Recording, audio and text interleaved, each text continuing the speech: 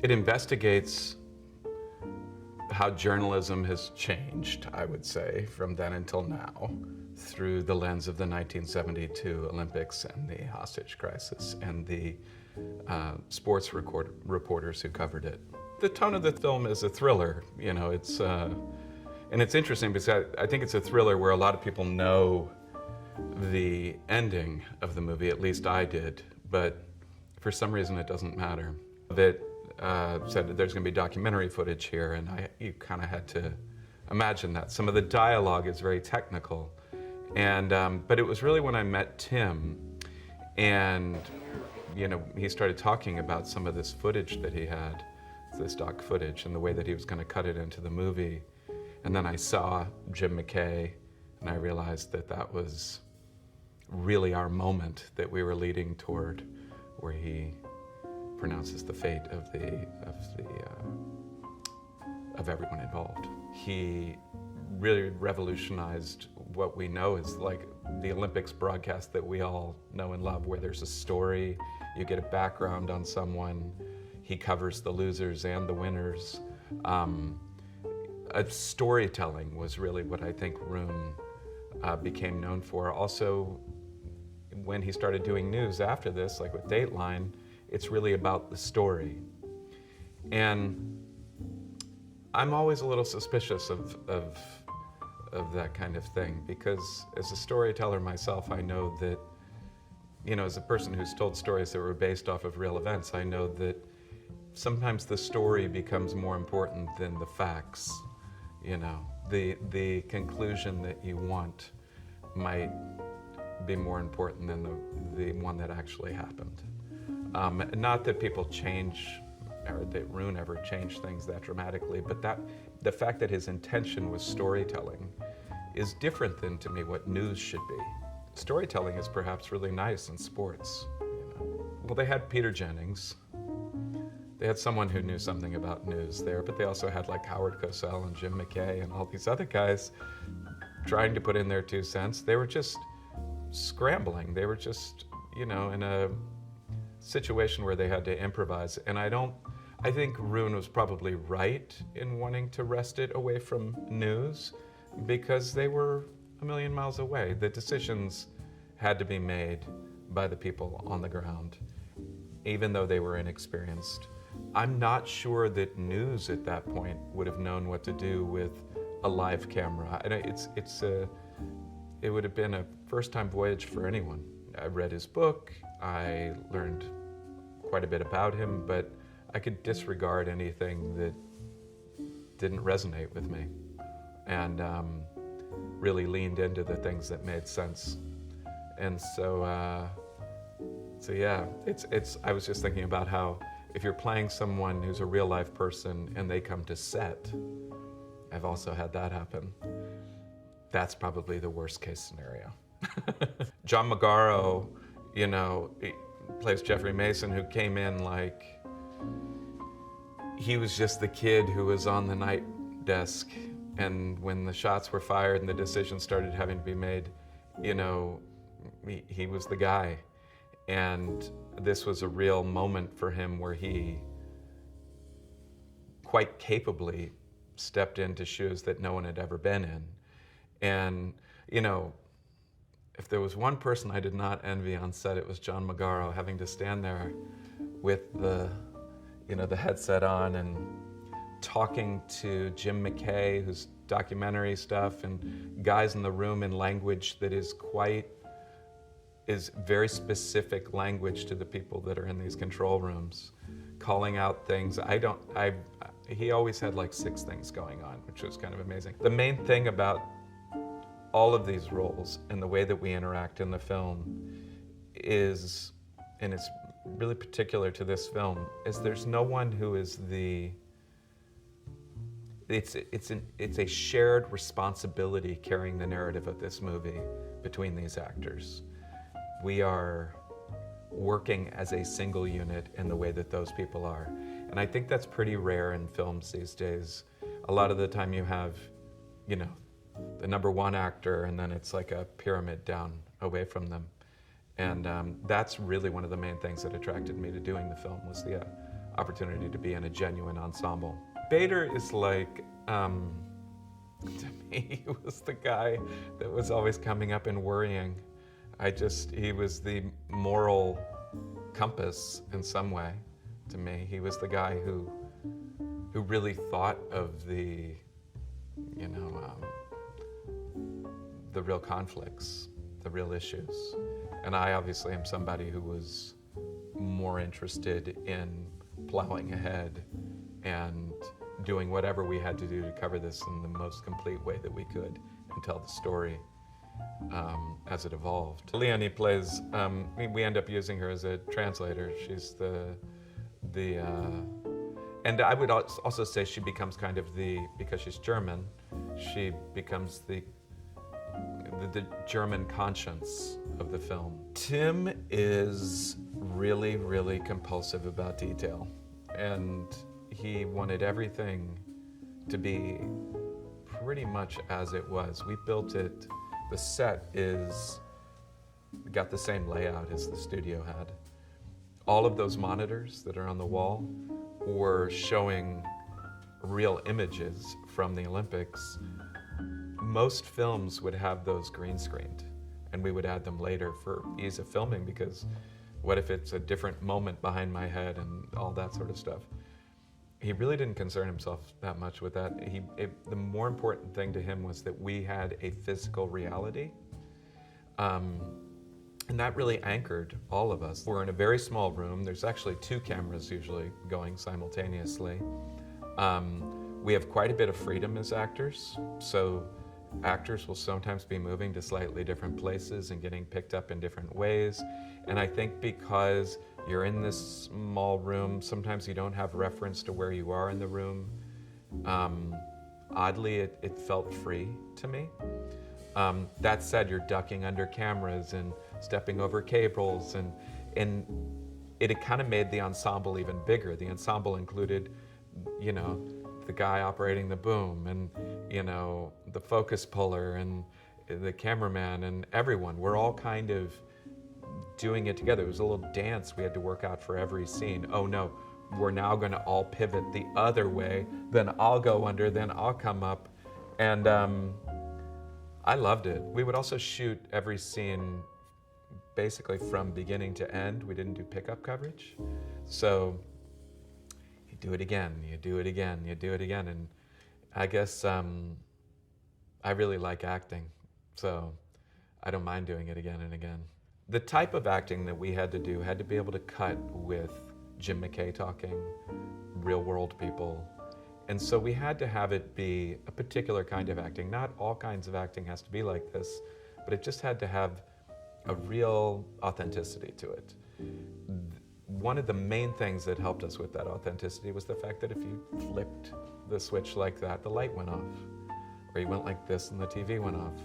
Or you went like that and the fax worked. Or the reels, right?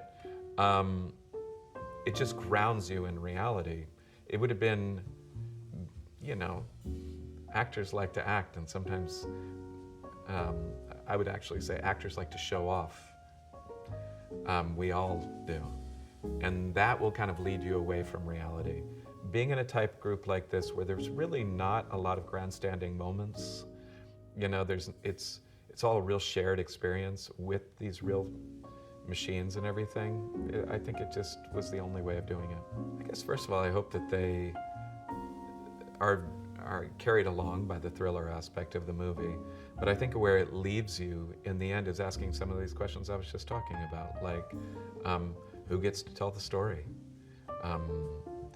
And does news need to be a story? When I first read the script, I didn't necessarily see it as a thriller, but I saw it as an important piece of history and a page turner for me as an actor. And on top of that, the challenge of playing Jeffrey Mason, who's this young producer trying to make his way in this industry and deciding whether he should go for the scoop and sacrifice some of his principles or stay true to his journalist integrity and be a bit more cautious was intriguing to me. That push and pull, that internal struggle was really rich, and it drew me to the script. Actors by nature are competitive, and I think journalists by nature are competitive, especially if you're young and you want to make your mark and succeed and advance your career. You really are bright-eyed and at times green, but eager to do the job the best way possible. Talking to Jeffrey Mason, it became abundantly clear that when he was a young man on the ground there in Munich, he was going to focus and do the best job he possibly could do just in the telling of the sport so he could advance his career further. What I learned mostly from my conversations with him was that once the clock starts going in that control room, there's no time to stop, there's no time to think, there's no time for emotions. You do your job, you are a professional, and you do it right.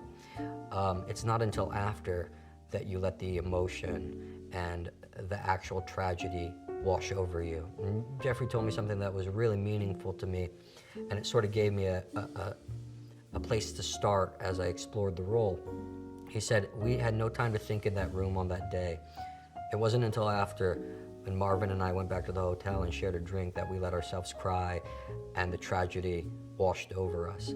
And I still, in the conversations I had with Jeff, I still feel that scar on him, and I still see a man coming to terms with the events of that day. I hope through this film he finds even more closure on that chapter in his life. This day forever changed media. This was the first time that a horrible event like this was shared globally via satellite on live TV.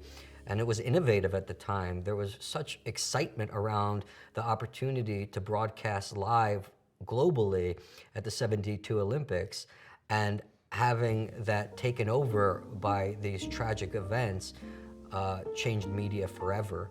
It's still something that we're grappling with, and I hope at the end of the day people realize that on September 5th, news was changed forever. A lot of people are familiar with the events on September 5, but all the stories that have come out, whether it's documentaries or television specials or films, have covered a much more broad story. A story of the Olympics at the time, of the response after, which is the film Munich, but no one has focused like a microscope on the news telling of that day.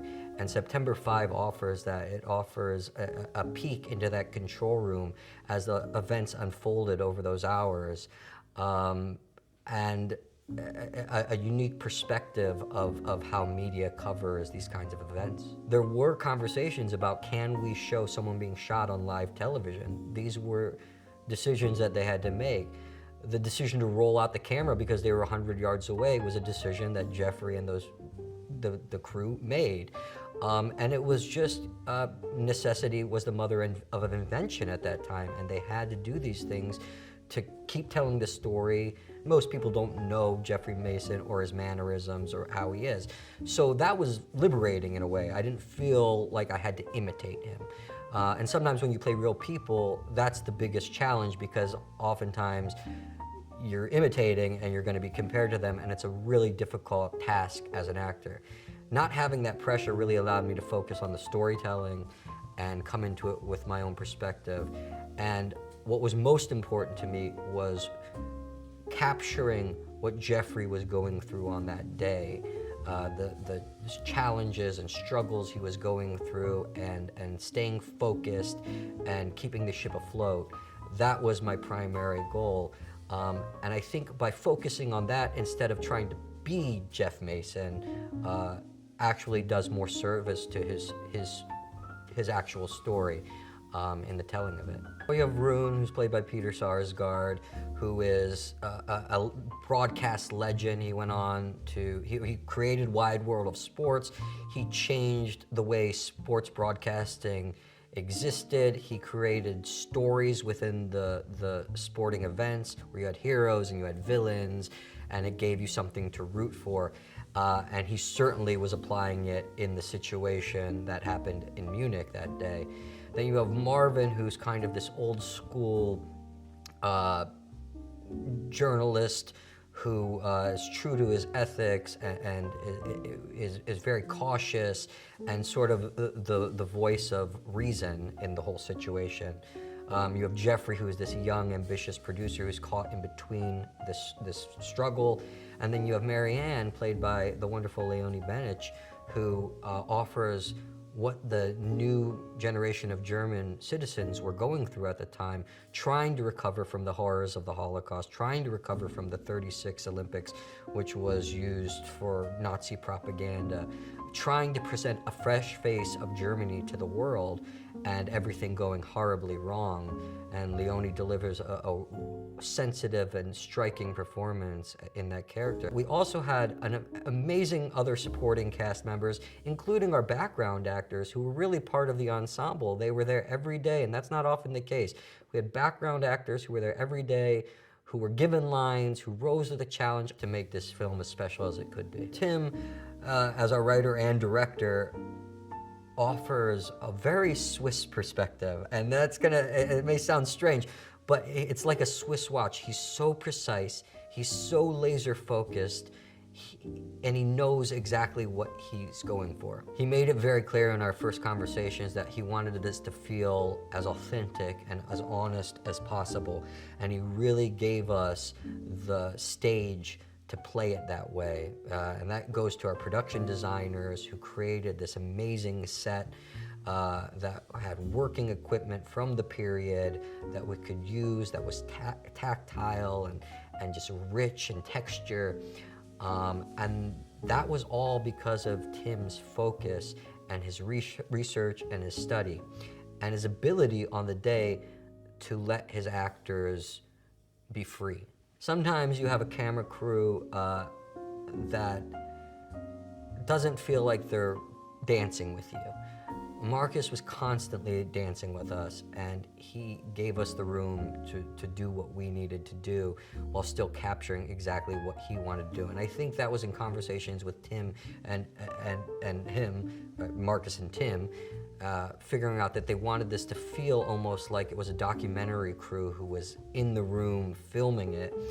So it gave us the room to just play the scenes and focus on that instead of worrying about hitting marks, worrying about hitting lights. But also his lighting of it, we had such control of that room because it was a stage and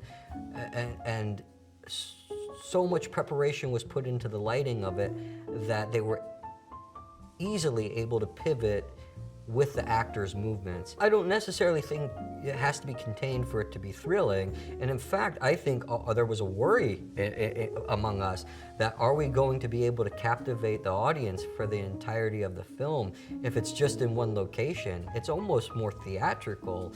You know, this could be a play on Broadway. So keeping that tension alive when you're just in one space is a huge challenge, but that speaks to the bravery of Tim as a storyteller, that he felt confident that he was going to be able to keep it as thrilling as possible in a limited location. For me as an actor, because the production design was so on point and so fantastic, it just transported me right back into 1972, using equipment that worked, with actual footage of Jim McKay on multiple TVs and headsets that were from the era, and televisions and phones and buttons and everything.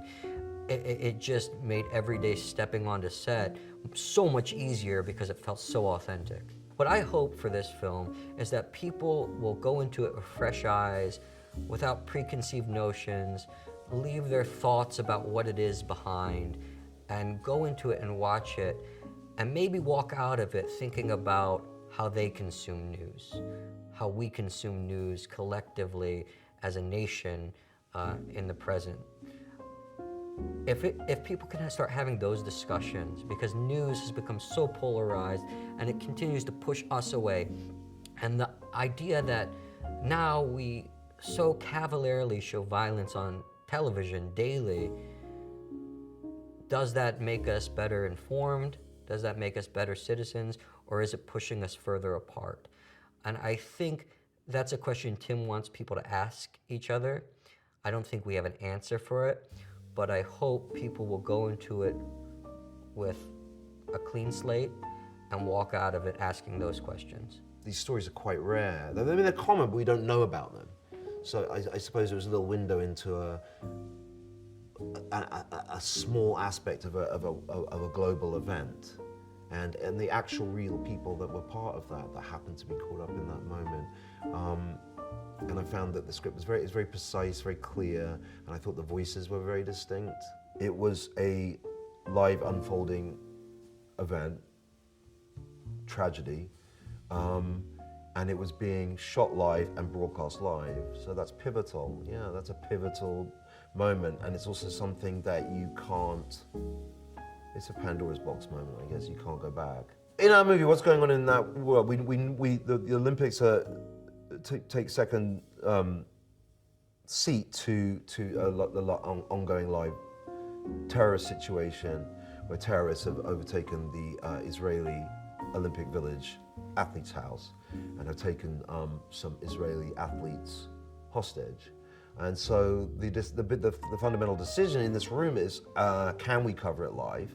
And if so, how do we do it? And if we do it, then what if something really bad happens and we're shooting it and it's being broadcast live? That's the fundamental question, I think. That's one that my character, Marvin Bader, asks of Rune Arledge. Rune Arledge doesn't feel necessarily that he has a responsibility to that. His responsibility is to shoot it. And I think there's an argument for both sides. There's a fundamental question which arose for the very first time, in Munich, 1972, which is, oh, well, it's on TV, so I believe it, right? We're living with that exponentially increased now, to the point where it's affecting our realities massively, people's consciousness. No one has an agreed, sorry, it's just a high horse of mine right now. Like, if we don't have shared objective facts, I just don't see what our future is. Everybody in it was amazing, I think, and it's one of those rare times that's the case, where everybody has a life, you recognize each person instinctively, that they're authentic and true. It was like doing theatre with cameras, everybody's there to support one another because you're all out there together. It was fun, we had fun together. You got to have fun in a tiny, small room like that. Tim was great. Tim was so prepared, like, it puts me to shame, like the amount of work and research that he'd done on it by the time I came along.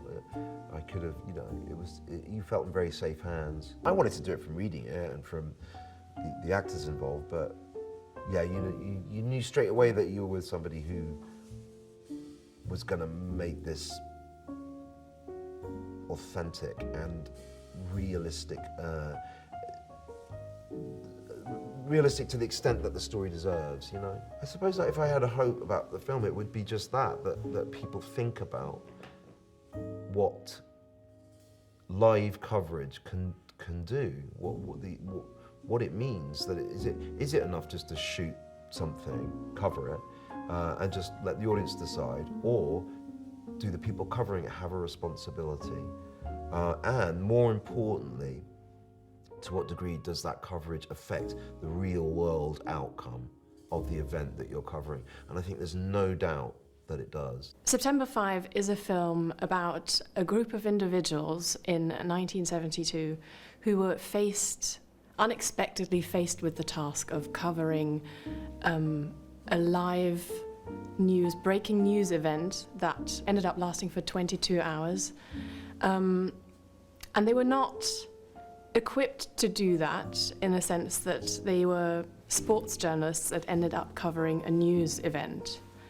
And I think our film dives into the question of what sorts of decisions have to be made on the spot, what challenges are people faced in in the wake of breaking news and what decisions end up being made in the heat of the moment. The unique point of view of this particular film about that event is that it is about the journalists covering the event and not the event itself.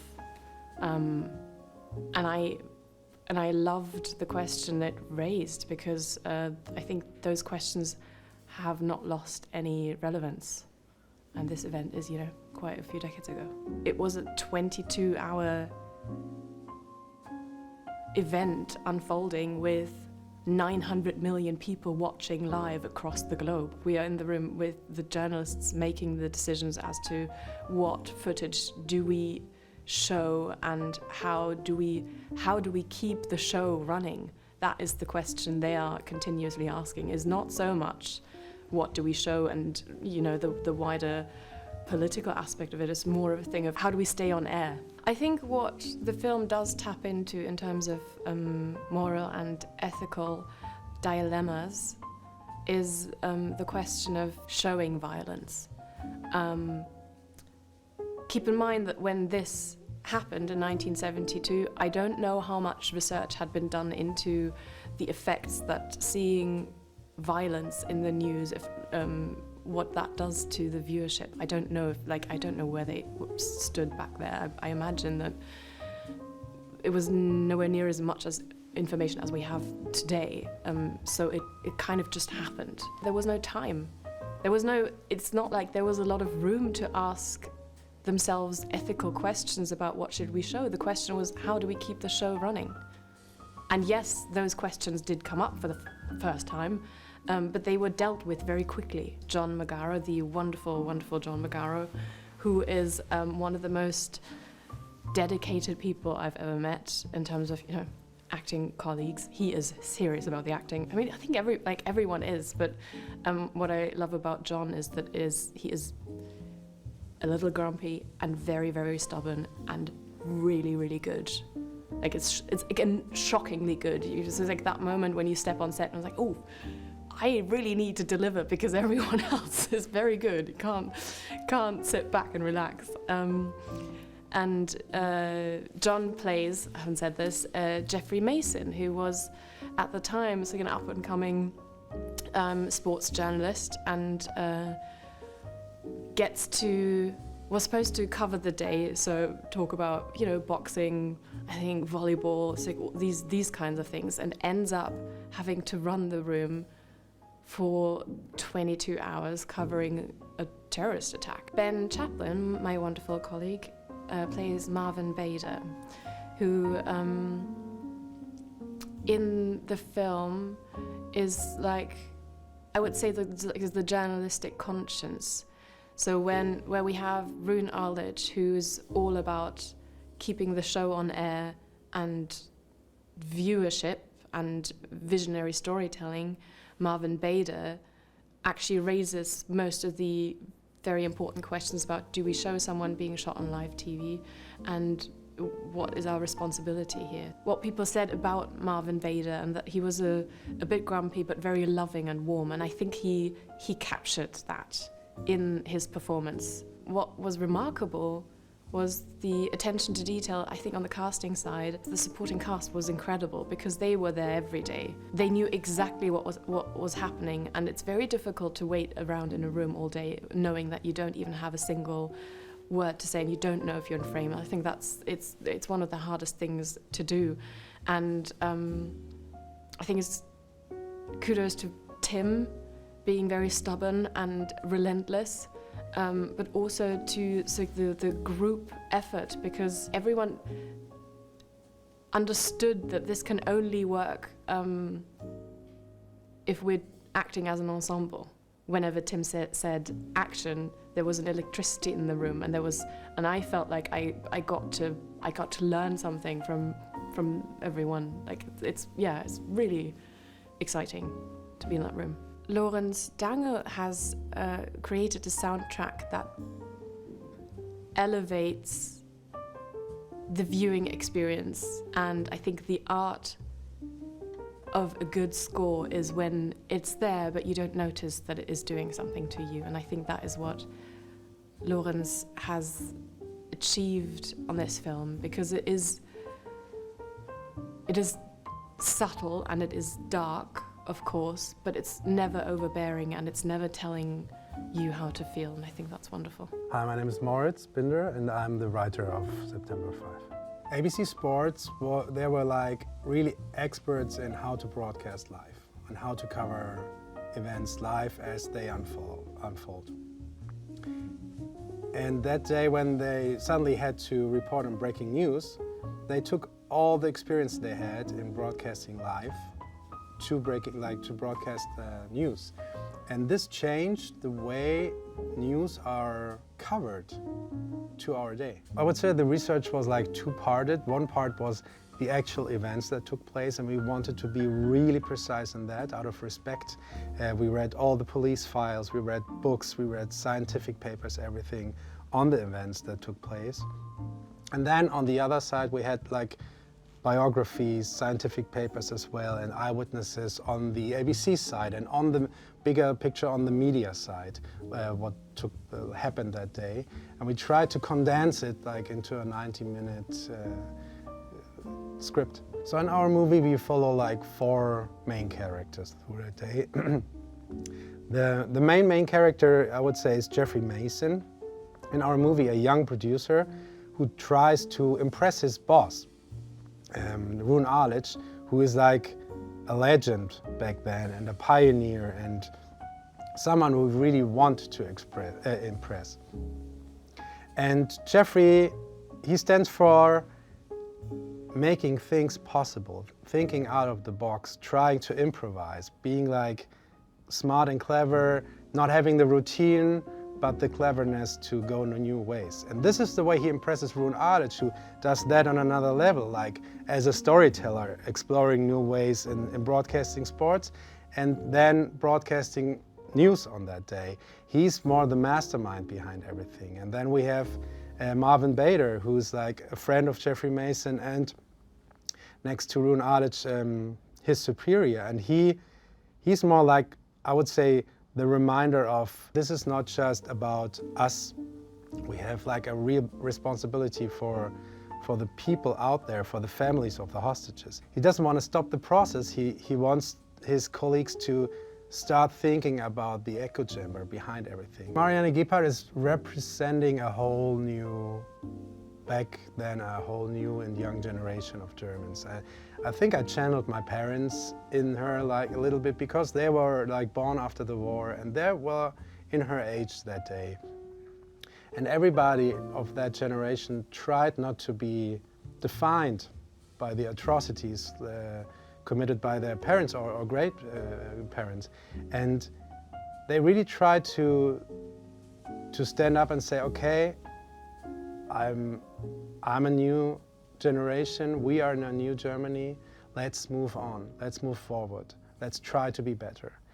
And this is, I think, what Marianne stands for. It was very important for us to be as accurate as possible, especially with the events taking place in the Olympic Village and the whole hostage situation. That, out of respect, we really wanted to get that as fact-based as possible. And on the ABC side, on the other side, we really wanted that the audience can feel how well researched it is, how the language, the jobs they are doing, like the technical aspect, the questions raised, the family-like structure. I mean, they're like really like a family trying to get through this.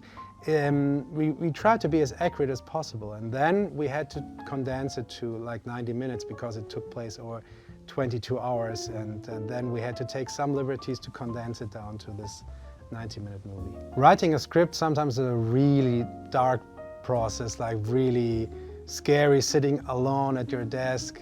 And working with Tim was the exact opposite. I mean, it was like always the two of us, always like together. And he accepted the way I work because I always have to write a scene really fast to feel it before overthinking it. And he embraced that. He said, okay, then give me that scene. And he's the master of condensing and rhythm. And he always condensed it down to its core. And that was a really great dynamic. And then when Alex David came on, based on the first drafts, that was a great moment because Alex is, with his like being so particular about words, about wording, about character arcs, that was a really great moment because, you know, we wrote a movie about teamwork and we wrote it as a team. And I think that kind of helped it. In September 5, we tell the true story of the tragic events of that day in '72 in Munich, told from a very specific perspective. It's the story of a television crew, sports television crew of ABC Sports that had to make the switch from sports to news on that day. I was immediately intrigued by this concept for two reasons. One is from a filmmaker's point of view. I thought I found the challenge interesting to tell a story that more or less takes place in one room, in the studio, with the monitors being the only window to the outside world, to what's happening actually really close to them. And the other thing was that as someone who's working in the media myself, I thought that I felt much more connected to tell something about the media on that day, the role of the media. The interesting thing about the case of '72 in Munich is that maybe compared to, let's say, classical newsroom drama, these were not experienced or trained journalists to report on a subject like this. These were actually sports reporters. And this we found very interesting because it would offer the opportunity to, let's say, in a way they had almost an innocent view on what was happening. And suddenly these people that were used to report on sporting events were confronted with questions like, can we show violence on TV? And what we try to do with the movie, we try to raise these questions, but we don't want to give clear answers. Because actually I think to a lot of these questions there are no clear answers. I at least wouldn't know the answer. So what we wanted to do is we wanted to make a movie about the complexity, but also the importance of reporting on a crisis situation, told in this case from a very specific point of view, from a bunch of sports TV people that suddenly had to make the switch from sports to news. First of all, we have Jeffrey Mason, who is the character played by John Magaro. And we based Jeffrey Mason on the real Jeffrey Mason. The real Jeffrey Mason being the main source for us, the eyewitness that we could talk to, who was there during this 22 hours of broadcasting on this tragic situation. Then we have his mentor, Marvin Bader, the character played by Ben Chaplin, who is, I would say, the heart and soul of the group. Let's say the moral compass. And then we have Rune Alic, played by Peter Sarsgaard, the head of ABC Sports, who very early on realized that this broadcast might change a lot of their careers. And then we have the character of Marianne Gebhardt, played by Leonie Benesch, and she's the translator of the crew, at least at the starting point of the movie. And I think in the movie that is a lot about communication, about also communication between nations, also about miscommunication. A translator is a very important role. And even more importantly, she represents the new Germany of that time, the new generation that tried to free themselves for what the previous generation did. I wanted to have the studio as claustrophobic as possible because we saw in these original plans it was really tight. So for example, what we didn't want to have is moving walls. Usually in these sets you have moving walls so that you can position the camera a little bit more comfortable. And I didn't want to have that. I wanted to have the opposite. I wanted to have this claustrophobic feeling. And the idea of the DP, Markus Förderer, and we discussed that we want to shoot it as if we ourselves would be a documentary crew or a broadcast team in that room, observing those people, observing the monitors. Sometimes I had really long takes that we just covered with the cameras.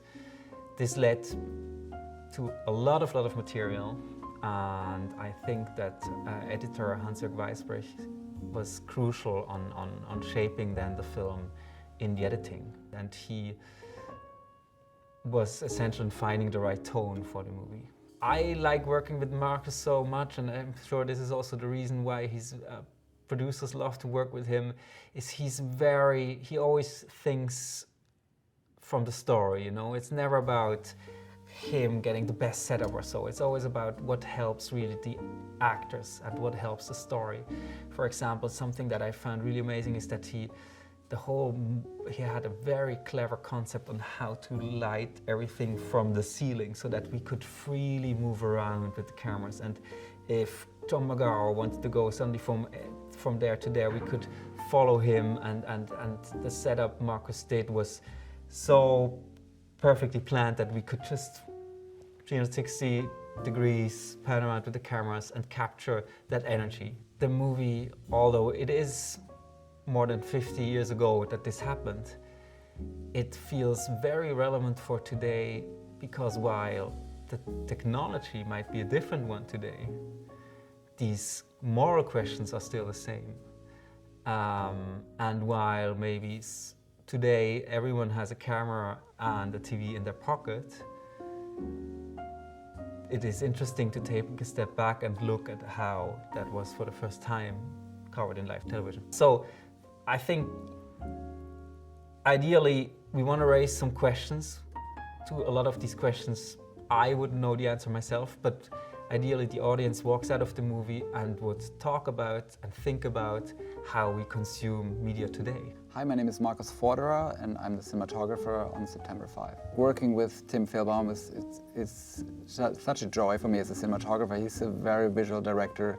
He started shooting documentaries himself, and he was a cameraman and a cinematographer on some of his short films in film school. So he has a great visual sensibility. And when I got the call to talk about September 5, like it was, I think, 3 years actually before I started shooting.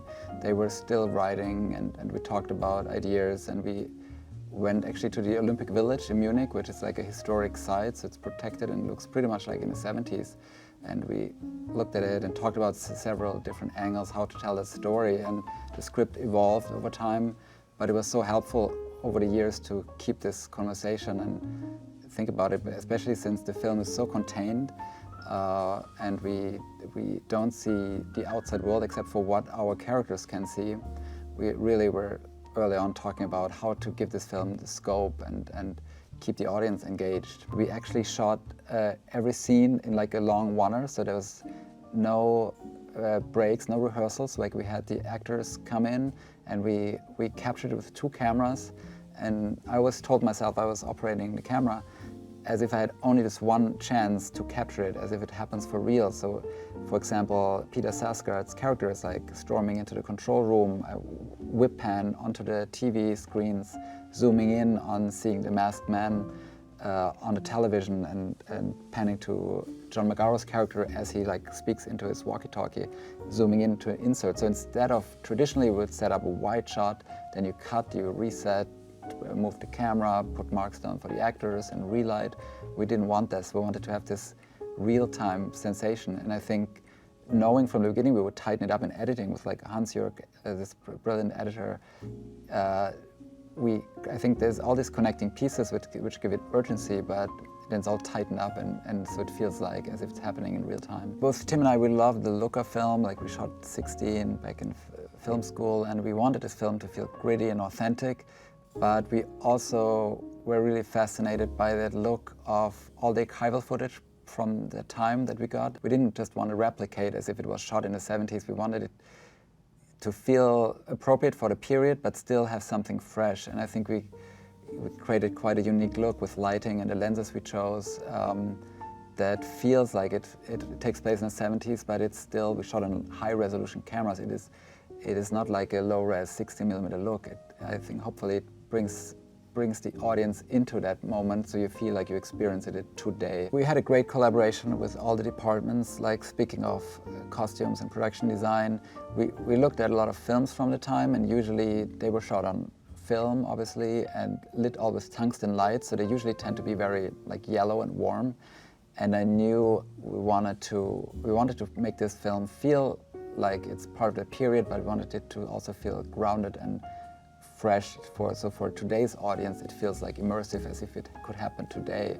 So purposefully, we used some cooler colors in the lighting to contrast with some of the warmer colors that were used in costumes and set design, like especially like I think the walls we painted slightly warmer, and then we have like a cooler costume for like Jeff Mason's character, like played by John Magaro.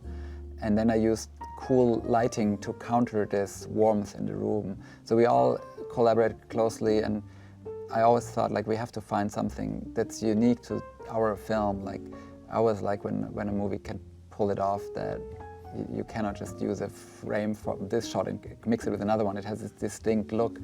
And that's why I think we were inspired by films of the 70s, but we didn't want it to look like it was shot in the 70s. This film is based on true events, right? It's a very serious story, but we always felt like to do this justice, how it must have felt for people watching this live back then, we knew we had to really heighten the stakes and use all kinds of filmmaking techniques to make our audience watching this today feel like how it must have felt watching it back then. And so we used all kinds of techniques, like we used anamorphic lenses, and we used like a certain handheld style and modulated the light flicker to create that sensation and heightened tension. So we always thought like if this, whatever the film becomes, sometimes a film takes on a life of its own when you shoot it, you edit it, but like we always knew we wanted this to feel like a nail-biting thriller, because I think back then our characters didn't know, right? They couldn't just go online and see what's actually happening. They got pieces of information, they knew it happens right outdoor, they heard the shots fired, and also what their actions, how their actions actually projected back into the real world and affected, you know, like there was this police trying to storm the building and how they aborted that mission. It was amazing working with our composer, Lawrence Dangle. He's brilliant. I shot 3 films with Tim, and Lawrence was always the composer, so knowing his sensibility, and he showed us early like a layout of some of the main theme he was planning.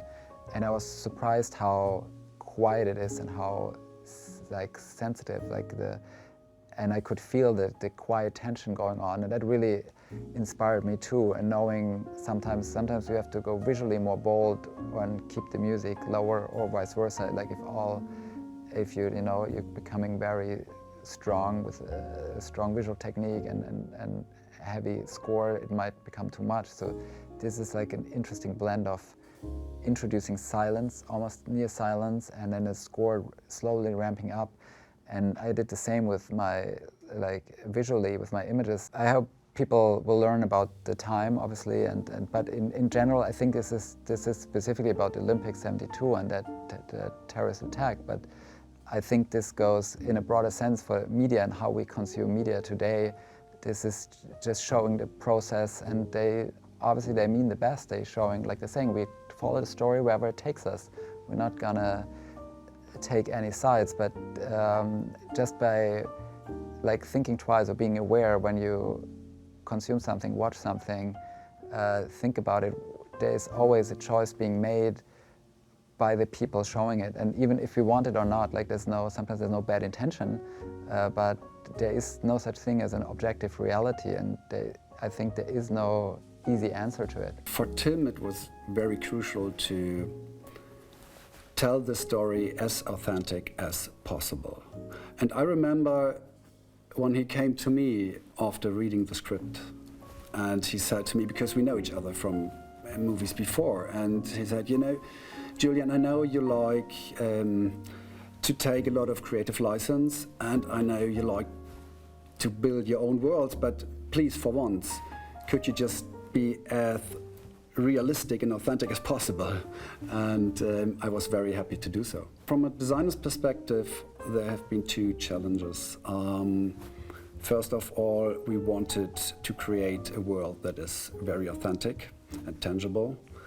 And looking at the Olympic Village and all the event, this was a big stage. So the Olympic Village itself became a big stage, and at the same time we had to tell the entire story inside a small world of a studio.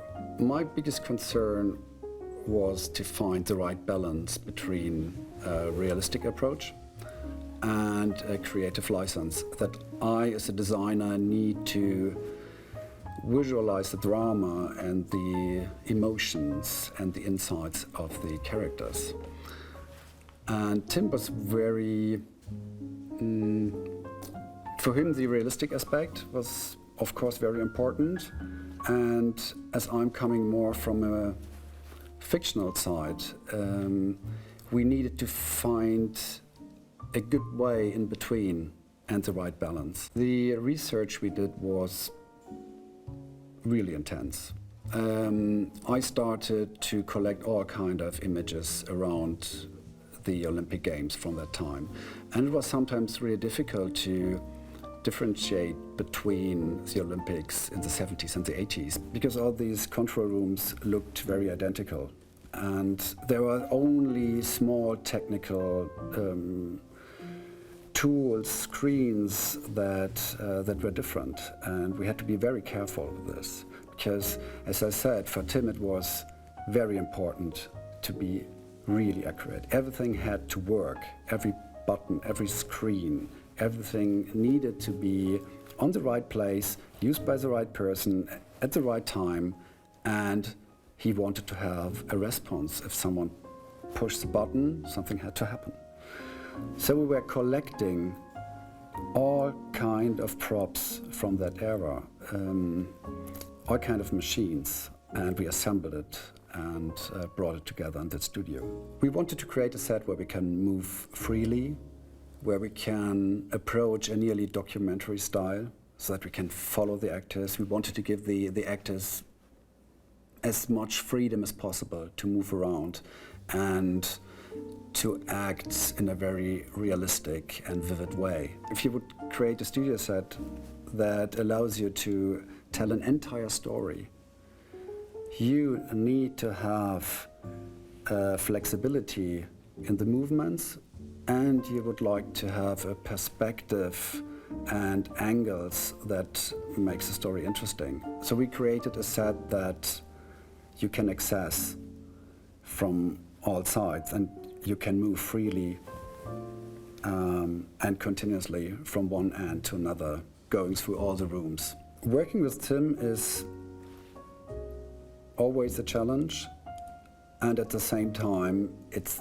the most wonderful thing an artist can ask for, because as precise he is about all the style and the way he wants to shoot, about realism, he would allow you a lot of creative freedom, and he's always open to all kind of suggestions. So, which means in this case, we had a long conversation about the must-haves and about how we want to approach the set and the story.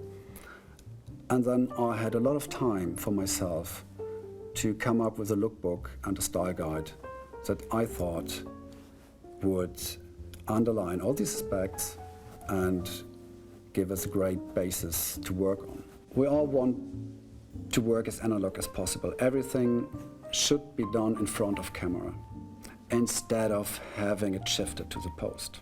I think this is a general approach that we all share. And when it comes to these screens, see, everything that the journalists are seeing and everything that the audience is seeing goes through these screens. Everything that happens outside of the studio needs to be filmed. Then they need to bring it into the studio.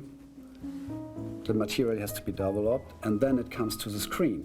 And then we see what happens. And this is an interaction between screens and the characters that is so important and crucial for the story.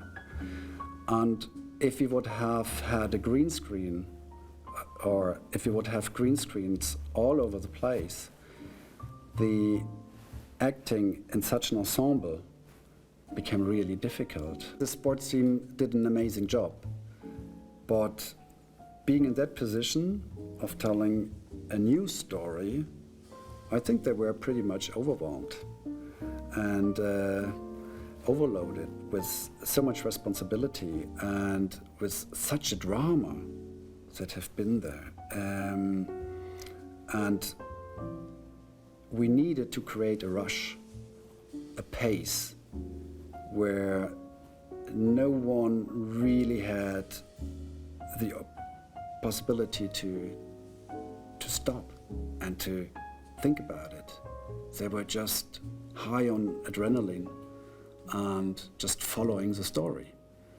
And I think that explains pretty well why the set was designed as we designed it.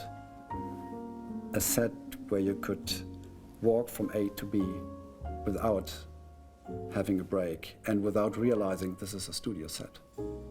So you were contained and you were locked inside that. I was under the impression that the actors could feel the set and they could really feel the claustrophobic structure that we created. After shooting day, I could really see it in their faces. They were exhausted. They were in the story. They were in the moment. And this is something, if I can witness this as a designer, it makes me very happy and proud. And I think the whole team could feel it. I really hope that the audience has not only learned something about history, but could also feel how it is to be in such a situation. Because we all are today, and every moment, in a kind of similar situation regarding the responsibility we have. And this was, for me, so appealing about doing this movie. Because we all have our mobiles at hand all the time, and we are witnessing things. And I can make a choice every second during my day if I want to capture something or not, and if I can send it or upload it to the internet or not. What is the purpose? What is my responsibility here? And I guess this is something that I always felt, but I never really thought about it before I did this movie. And I hope that the audience is taking this out of it, not only to be entertained and thrilled about that kind of story, and not only to get a new knowledge about that historical event, but also because they have felt the responsibility and what effect it has. My name is Hans-Jörg Weisbrich and I'm the editor of September 5. We wanted to create a kinetic experience for the audience. We wanted to create a riveting journalistic thriller, and given the fact that the film takes place entirely in a studio environment, we actually never leave. It was a great challenge to get the atmosphere lively and the atmosphere tense and riveting. The decision to tell the film from the unique perspective of the sports reporters team came when Tim and his co-author Moritz Binder were working on the script. They originally had planned a multi-perspective film about the events, but ultimately decided to focus on entirely on the perspective of the news reporters team, and that it was when they met Jeffrey Mason, the real Jeffrey Mason. They contacted him as a source for the script, and then he became the source of the script because it's basically his story and his memory of the things that makes the film unique. For the editing, of course, it was a challenge to deal with people sitting in a room staring at a monitor wall. So it was important for us to not tell it in a static way, but tell it very dynamic and kinetic and high-paced, and focus on the characters, on the atmosphere in the room. And we had the opportunity to use the monitors as a window to the outside world. And I would assume that the audience don't really have the feeling that they stay in the room with the journalists, but have also a sense for what is happening outside through what we show on the monitors and on the film footage they are actually shooting on 16 millimeters. We wanted the film to be high-paced, to be to allow the audience to be in the situation like our leading characters, to feel the atmosphere in the room, to create a physical experience,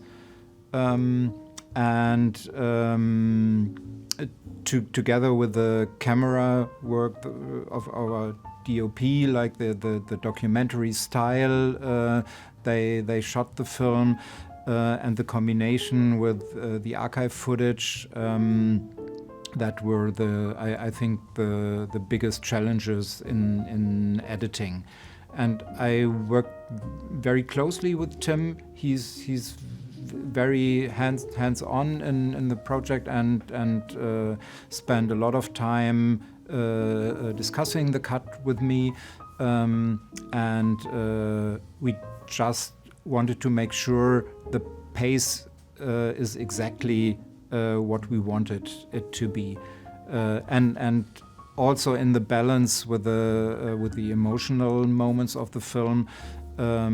So the overall feeling is dynamic. My name is Lorenz Dange. I'm the composer of the music. When we watched the first cut, it was obvious that this film is so tense and is so in this narrow space. For me as an audio guy, it was really shocking. I mean, in opposite to the other films I made with Tim, there is no place, no space for any like, oh, great melody or something like atmospheric. Let's do a 2-minute arc of, you know, atmospheric well-being or whatever. So this just didn't happen. It was totally obvious that the audio track is so rich. You know, you have the dialogue, you have a lot of noises coming from the studio, you have speaker, walkie-talkie, telephones, a lot of sources. So I decided to choose a very direct, very dry, almost tactical kind of style in the music, and try to find sounds and instruments who provide these, you know, directness somehow. I created a lot of material. I mean, I went to the set one day, and when they stopped shooting, I went around inside the set and I recorded all these knobs from these old machines because they're so great. You have these switches, and on these old machines, it's not like click, but it's like two things, like, or, you know, they all sound different. And ran around and recorded all these little knobs and things. And Tim was still there on set after the shooting. And he was so fascinated and he loved it. And he ran around himself and said, "Lawrence, come over here. There's a nice switch." And I said, "Oh, wait a moment." And then I used some of it. You really have to pay attention when listening to the music, but some of it is still in my music. I produced some music which was mainly that synth stuff, because I wanted to show him the quality of an analog synth, because it's so different to anything you press on your keyboard with a soft synth.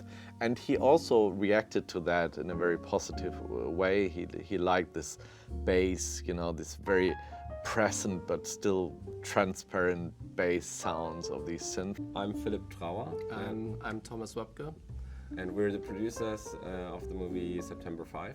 September 5 is a film about an American sports television crew that were actually covering the 1972 Olympics in Munich, and they had to switch from sports broadcasting to news broadcasting on the day of when the crisis happened, just in front of their studio complex. And so I think it's a movie about journalistic responsibilities and questions that just came up, and about like first time that something like that happened. And yeah. The interesting thing is that in 1972, at the Munich Olympics, it was the first time they had this commercial idea broadcasting it all over the world via satellite, and they also sold the rights, the IOC, to different TV channels over the world, and ABC won this battle to get the rights to broadcast for North America. I think it's maybe a special collaboration, because we're really like a family, especially like Tim, Thomas and me. We're like, you know, the three of us. So it was also us together coming up with the idea, with the basic idea to make a movie about that specific day and the events on that day. You know, when we had this idea, it was in November, I think 2020, and you know, there were all these articles about the commemoration day in 2022 for the 50th anniversary of this day.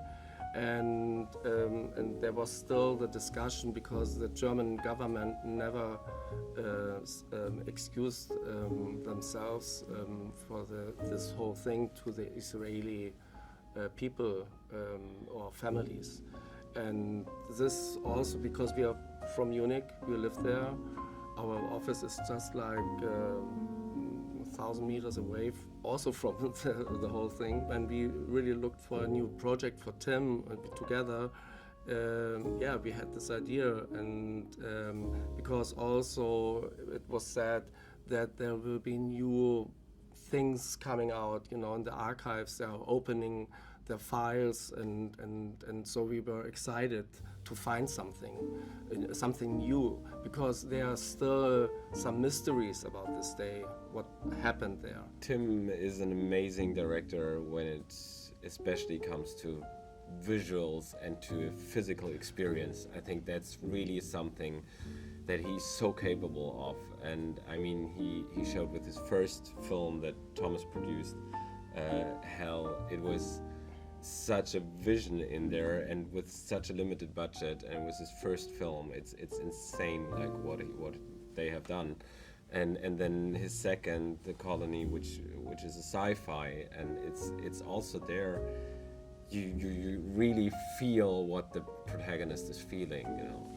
And I think going with this package of tools and approaching this story, September 5, that's why the film is what it is now. That's why it is a thriller, and that's why it's so engaging and so, yeah, just thrilling experience. It's because of that, because he creates this momentum when he shoots the movie, and I think that's something that the actors can best underline and tell, is he really creates this momentum where, yeah, I don't know, where this physical experience happens. I think we were really lucky to have our German casting director, Simone Beer. She was there. She brought Leonie Benisch right in the beginning to the project. Then we had Nancy Foy, our American casting director. She helped us get all these. I mean, you know, the movie is about an ensemble. Like we needed this outstanding ensemble. They have to be great at their own, but also work together very well. And Nancy was amazing in finding and suggesting us the right people. And then we were really lucky to get Projected Picture Works on board the company with Sean Penn and John Arapalma and John Wildermuth, and they really, with their help in the end, it was much easier for us as a small production company from reaching out from Munich, you know, to get access to these actors that Nancy set up, and yeah, I think it was just the whole combination when we got all of these great consultants to us together that we were able to accomplish this. Moritz, our writer who wrote the script together with Tim, they did such an amazing job together, and we had a script from the first version of the script until the shooting draft. It only got better and better and better, and I think we started the shooting process with the script that was in such a good place, and I think that's the basis, you know, for the editing. They need to have a working script, and then of course the footage has to be great. Hans-Jörg, he really pulled it off. I mean, it was so hard for him also because Tim and Marcus, they have this thing called wild style. They shoot all directions all the time. Like they they don't stop running. Like. So it was a huge amount of footage that they created, and Hans-Jörg had to, I don't know, bring a direction into it, and he really did an amazing job on that. I know Hans-Jörg for a very long time. I did many films with him together, but not in the last 10 years. So I was so happy to have him on board because I knew that he would be a great combination with us, and because he's also like Marcus and Julian and Tim and us and John Palmer and John Wildermuth. We are just really diving very deep into it, and Moritz as well.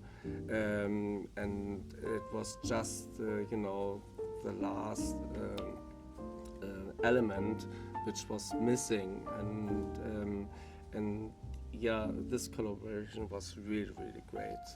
And he's fast.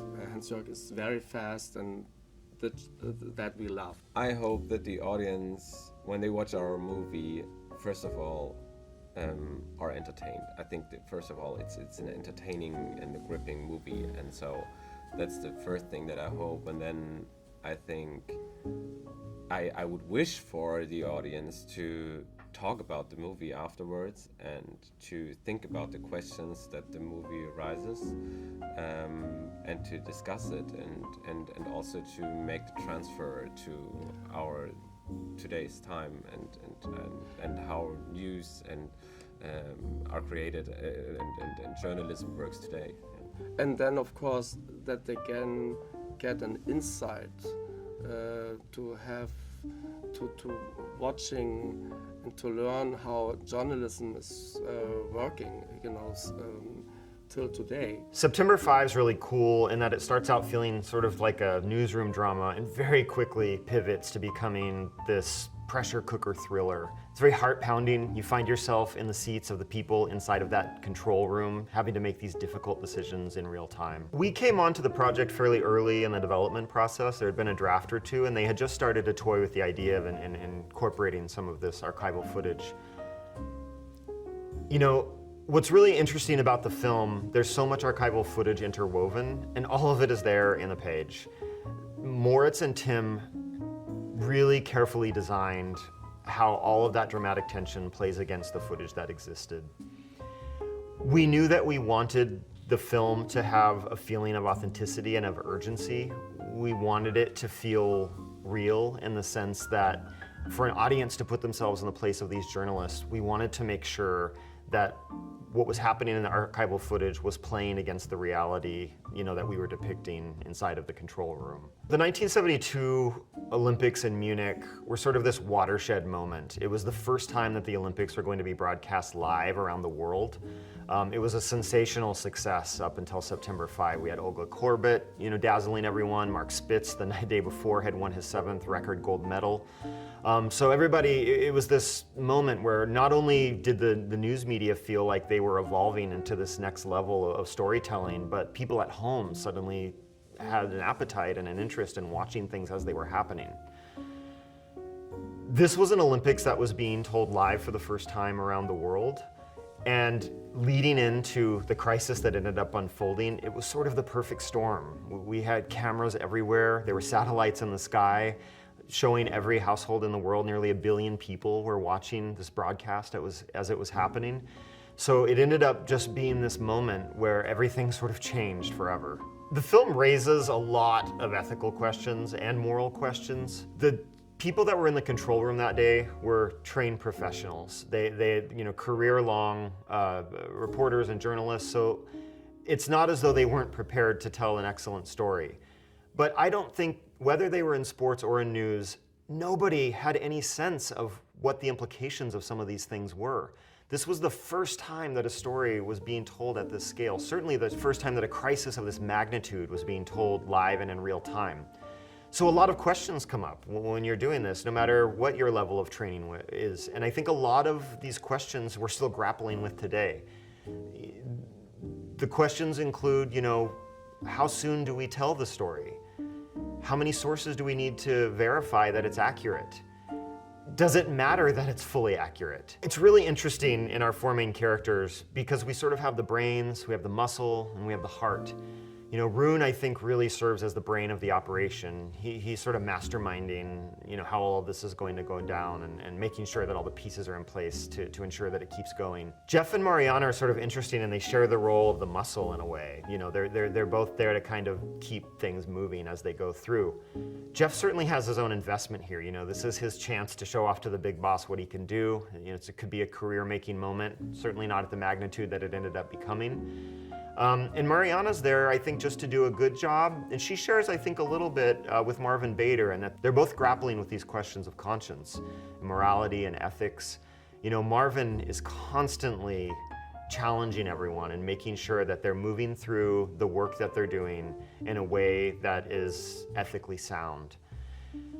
Mariana is bringing her own history, the history of Germany and the new generation who is trying to shed the past shame that they had coming out of World War II. And so even as she's moving through all of these things, trying to do the best job that she can, she herself is grappling, with the reckoning, I think, that everybody in Germany was reckoning with in that moment. When Tim came to us, as a writer and director of this project, there was certainly development to be done with the project, as there is with any project, but one thing was always obvious, that Tim was a force of nature. The passion that he has for detail, the passion that he has for not only storytelling, but research and authenticity to make sure that not only that the historical accuracy is there, but also that the emotional reality is there. Tim's a unique director in that way, that he's always thinking through all the way to the end to the people that are going to be watching the movie at the end of the day. And he wants to make sure, of course, that they're entertained, and of course that they feel something, but also that they're thinking. And this was evident to us, from the first page of the script all the way through Tim's guidance as director, through production and post. Jeffrey Mason's a broadcast legend. He came up under the tutelage of Rune Arledge. He's one of the only living members of that control room, today. He was an incredible collaborator to us on the film, not only through our research, but he became a co-producer and really helped us make sure that the heart of the story that we were telling remained true to the experience of the people in that room and the history of what happened in that day. Rune is played very brilliantly by Peter Sarsgaard, who's one of my favorite actors, and I think is one of these actors that's been doing incredible work for us such a long time. We were so excited and lucky to have him on board. Peter brings this incredible thoughtfulness and intensity to the role. He has a lot of great lines in the movie, but I think the really incredible work that you see is watching him maneuver and listen and react as he moves through all of these situations. John Magaro brings this incredible quiet electricity to the role of Jeffrey Mason.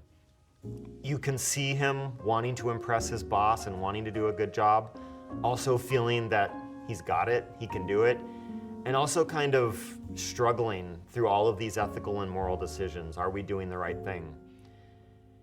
By the time you get to the end of the film, you really feel that the Jeff character is the conscience of this film, that he is the heart of journalism as a concept and as journalists, as a larger body of people reporting information.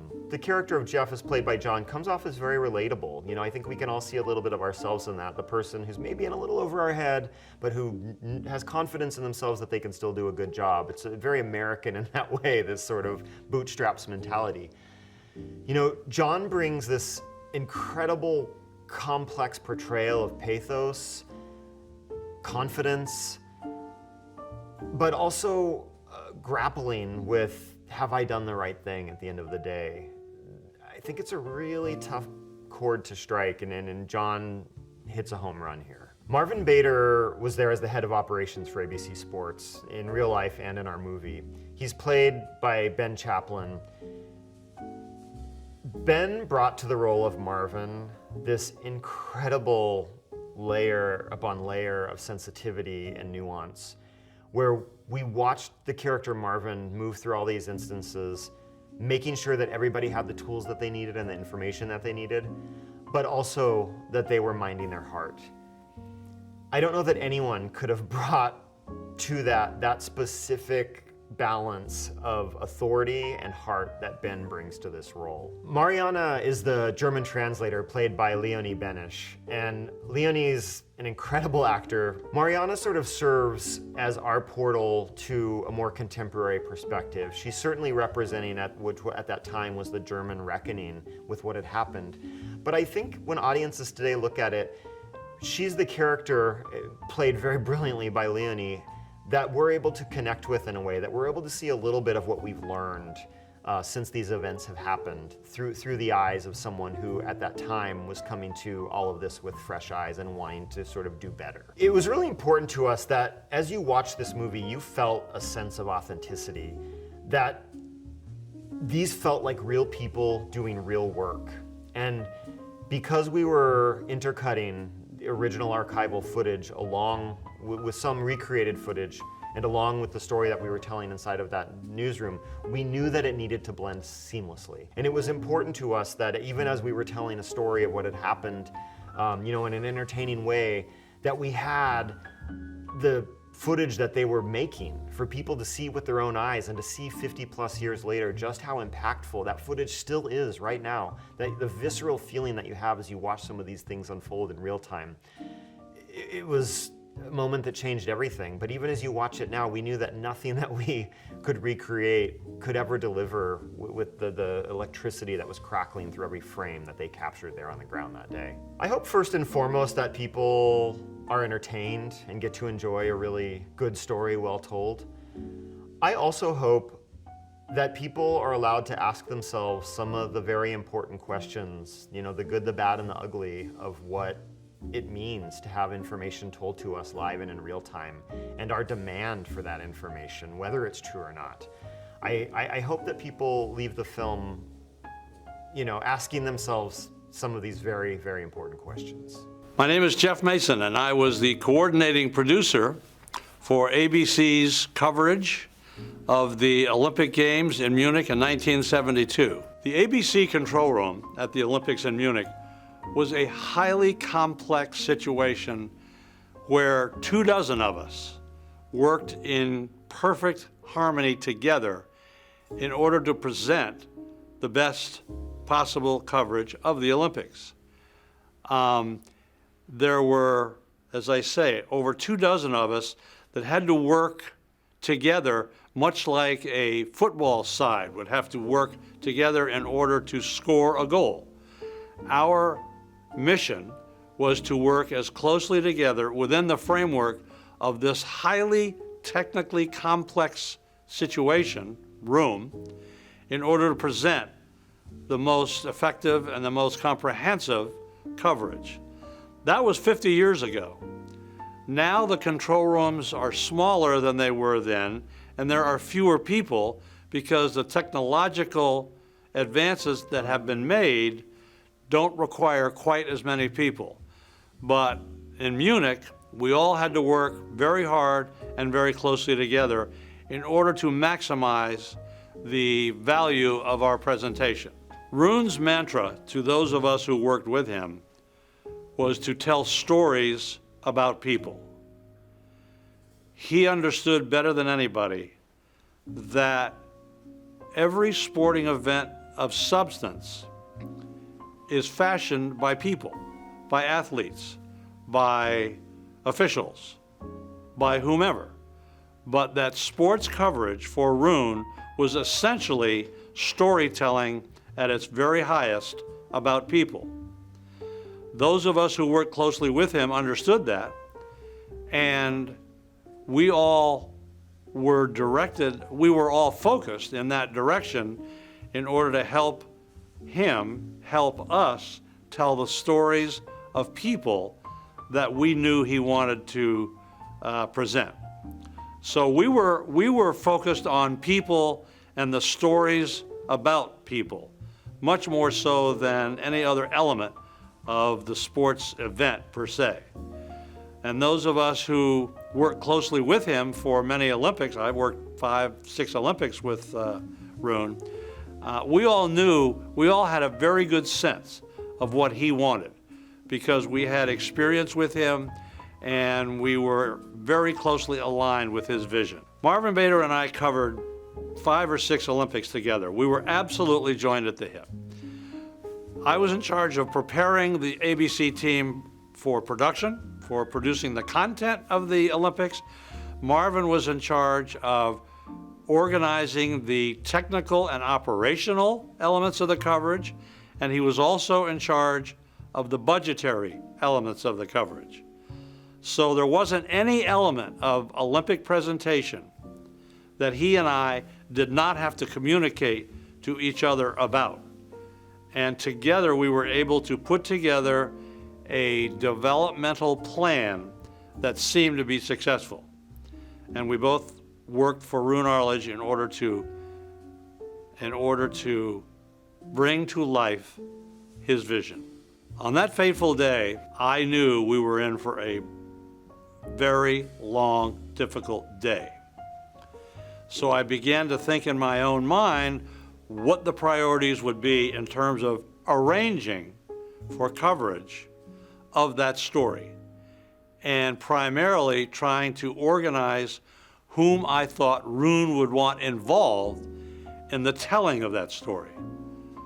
So it was troubling, it was stressful, but the job ahead was so overwhelming that I didn't really have time to think about anything but what we needed to do and whom we needed to call to get involved.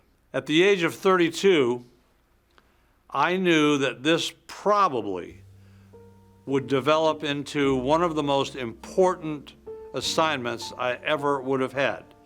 Yes, the Olympic Games themselves were a big assignment, but what was happening before our very eyes at a relatively young age occurred to me that we were in for some very stressful and important assignments. We began to understand that there were people, perhaps even families of the hostages in the US, that would be watching our coverage, watching the story unfold live.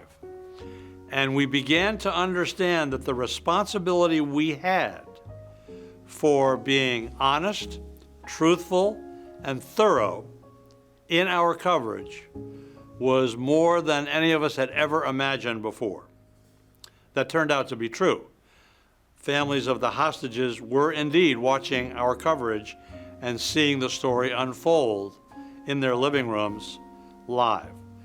So we began to truly understand the impact of what we were doing. And when the security people told us to turn the camera off from the tower overlooking the roof of Building 31, that's when we really started thinking, we got to be really careful here, because what we're what we're covering can be seen by everybody, basically in the world. And so that generated a higher sense of responsibility for what we were doing than we were used to. But our instincts were right, as we had been taught by Arledge year after year after year, and for several big events and Olympics. Just be truthful, be accurate, and do the right thing. And that's what we did. There was some discussion at some point, several hours into our coverage, about whether or not ABC News should take over the coverage of this event.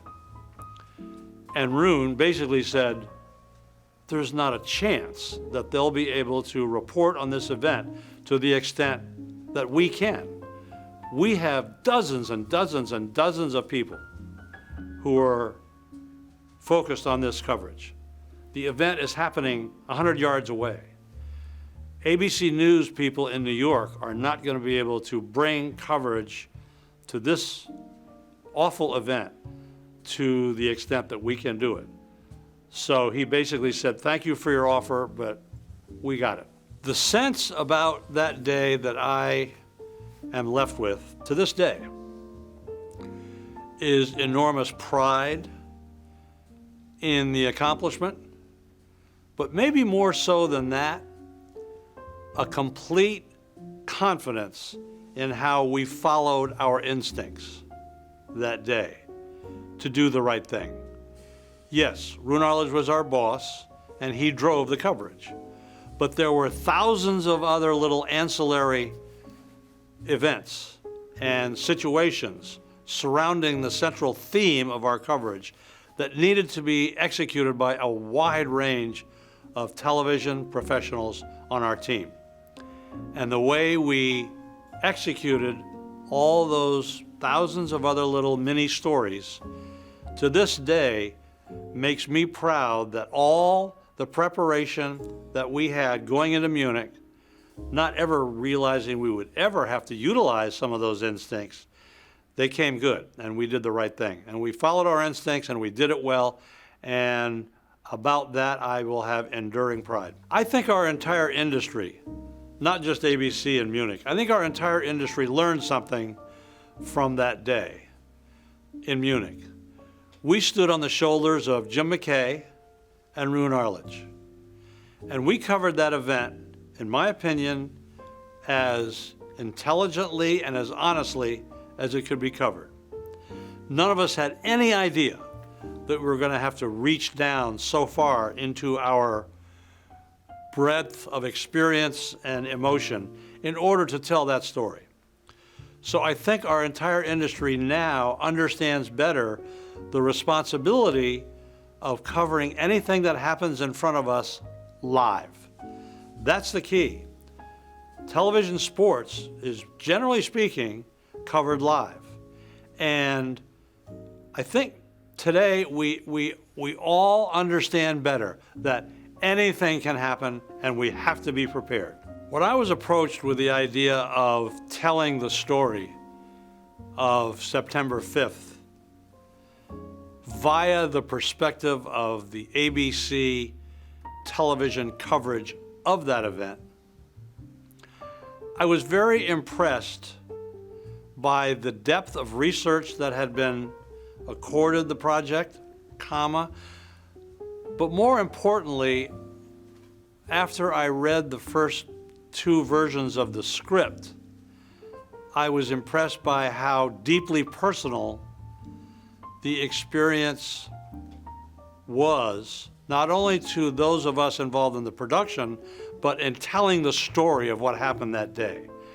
I was worried that it was going to be another documentary recitation of the facts. But I found, to my great good feeling, this project is a story about people and how we all reacted to what was happening in front of us.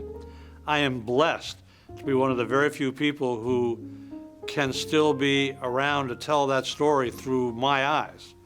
Most of the people in the control room that day are no longer with us, So for me to be able to help tell a story through the eyes and the hearts of those of us that were there that day is a unique opportunity. I think the approach that this project has taken and the depth of understanding, not only about what happened that day, but who was involved in that story, gives it a unique opportunity to succeed when other projects might not. This is the true telling of what happened on September 5th through the focused eyes, ears, and hearts of a small group of us who were literally 100 yards away and who had a depth of connection to the development and the evolution of the big story through our electronic technology to tell the story the right way. I'm confident that that's what we're doing. I watched the Olympics all that summer and watched what happened. I don't think I would have known at the time to connect the questions about the media's role in the coverage of it. And when I read the script, of course, it made sense and it all came together. And I felt that that was something that was not only of its time, but has become increasingly more timely and reflective of what's happening in the media today. Well, he's clear-minded, but he's cinematically clear-minded. I mean, clear-mindedness is always appealing when someone can talk about their perspective through cinema in a way that gives you great confidence that they are indeed a storyteller. Jeffrey's been an incredible collaborator since the earliest days, and in fact, you know, research and interviewing Jeffrey sort of shifted the scope of the script into the very narrow lane that it lands. You know, as one of the only people still with us today who was in the room, who was there on the ground as a producer facing all of these really tough questions, I think that the movie asks. He was an invaluable resource to us, and you know, as bright as ever, and a legend in his own right. There have been other movies and projects that kind of touched on this part of history, but this one's very singular in that it puts us right inside the room of this impossible situation where you had sports broadcasters who were there with all the tools to tell the story live of the Olympics, you know, for the first time around the world. And suddenly found themselves, you know, they're excited to report on Mark Spitz, for instance, winning a 7th gold medal. And suddenly the next day, we're pivoting toward covering, you know, a terrorist attack. It was a wild moment in history and one that, you know, I don't think anyone could have foreseen. But it's riveting to watch these sports broadcasters kind of navigate this almost impossible situation and come out on the other end of it. When there's electricity in an ensemble, when each one of them is not only hitting that big mark, but the great assist plays and that collaborative energy that was going on with the actors with the director, with the cinematographer, it's just, you know, it's gold. And I'm a big fan of all these actors, and I was really thrilled that we were able to get them.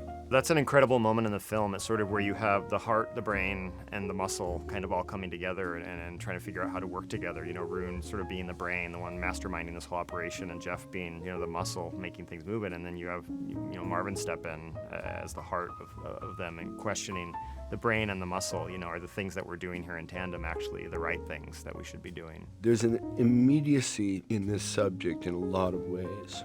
And I think one of the things that I hope is that it will increase the layers in which people are willing to look at things and to understand that things are not black and white, that there's the horror and the beauty of mankind in this thing, and that balance of the excellence of sports, the dedication, the amount of their lives from being very young committed to this or committed to journalism. I would hope that this could be looked at as one part of the story, a very important part of the story, but that it would encourage that we all keep looking for more parts.